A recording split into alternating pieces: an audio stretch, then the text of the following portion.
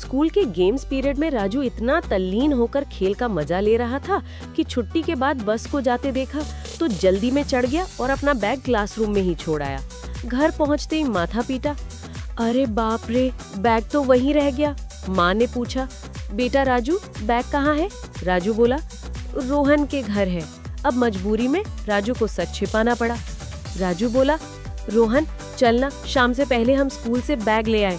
रोहन बोला, लेकिन वो झल्लो अंकल गेट पर होते हैं, फटकार लगाएंगे। राजू बोला, हाँ यार, डर तो मुझे भी लग रहा है, लेकिन मम्मी को क्या बताएं? झल्लो अंकल स्कूल के गार्ड थे, लेकिन उनका गुस्सा किसी बम से कम नहीं था। कोई बच्चा जरा भी गेट के पास घूम जाए तो झल्लो अंकल चिल्लाते, अरे ओ नलायको, स्कूल कोई मेला है क्या, भागो यहाँ से। सारे बच्चे उनसे इतना डरते थे कि उन्हें देखकर ही भाग जाते थे। स्कूल के सभी बच्चे बोलते, झल्लू अंकल तो जैसे रावण का पुनर्जन्म है। दोनों दोपहर में चुपके से स्कूल पहुंचे। गेट खुला तो नहीं था, लेकिन साइड के दीवार पर लगी जाली से किसी तरह अंदर घुस गए। चारों ओर सन्नाटा था, बस पत्तों की सरसराहट और गार्डन में चल रहे स्प्रिंकलर से पानी की आवाजें। राजू फुसफुसाया, चलो जल्दी करते हैं, इससे पहले कि झल्लू अंकल आ जाएं। क्लासरूम तक पहुंचते ही उन्होंने देखा दरवाजा खुला था। राजू ने राहत की सांस ली और अपना बैग उठाया ही था कि तभी चनाक, बाहर से झल्लू अंकल ने दरवाजे पर ताला जड़ दिया और बड़बड़ाते हुए चले गए। पता नहीं ये आया आंटी लोग क्या करती रहती है, देखो दरवाजा खुला छोड़ दिया। अब दोनों अंदर फंस गए। रोहन घबराया, अब क्या होगा राजू, मम्मी तो मारेगी। राजू बोला, घबराने से कुछ नहीं होगा, कुछ सोचते हैं। राजू ने देखा कि एक खिड़की थोड़ी खुली हुई थी, क्या हम यहाँ से कूद सकते हैं? दोनों ने नीचे झांका, नीचे घास का मैदान था और कुछ झाड़ियाँ। उसी समय उन्हें झल्लू अंकल की साइकिल की घंटी सुनाई दी। राजू बोला, सुन, जब वो साइकिल से जाएंगे हम झाड़ियों में कूदकर छुप जाएंगे।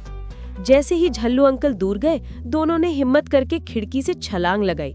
कुछ टहनियां टूटी, लेकिन दोनों सुरक्षित नीचे उतर गए।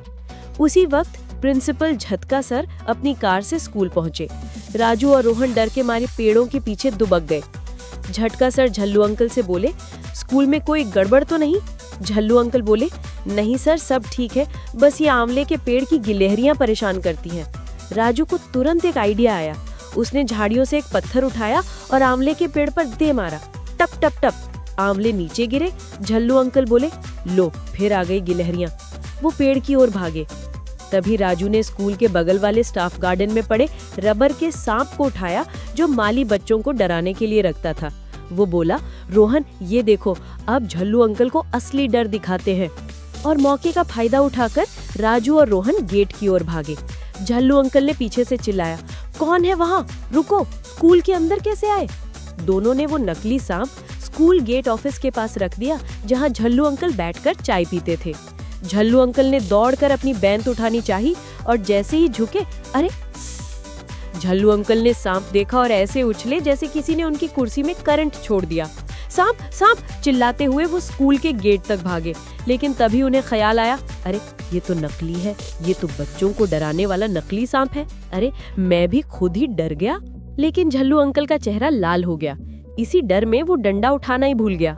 राजू और रोहन ने पीछे मुड़कर नहीं देखा। वो तब तक दौड़ते रहे जब तक कि स्कूल से काफी दूर नहीं पहुंच गए। घर पहुंचकर दोनों ने चैन की सांस ली। रोहन बोला, आज तो बड़ा ही खतरनाक दिन था, कभी नहीं सोचा था कि स्कूल से ऐसे भागना पड़ेगा। राजू मुस्कुराया, हाँ सही कहा, लेकिन अगली बार सच्चाई बोलेंगे और ध्यान रखेंगे कि कोई चीज भूले नहीं। अगर आपको हमारी कहानियाँ पसंद आती हैं, तो प्लीज लाइक, सब्सक्राइब और दोस्तों को शेयर करना न भूलें। मिलते हैं अगले वीडियो में एक नई कहानी के साथ। Bye bye.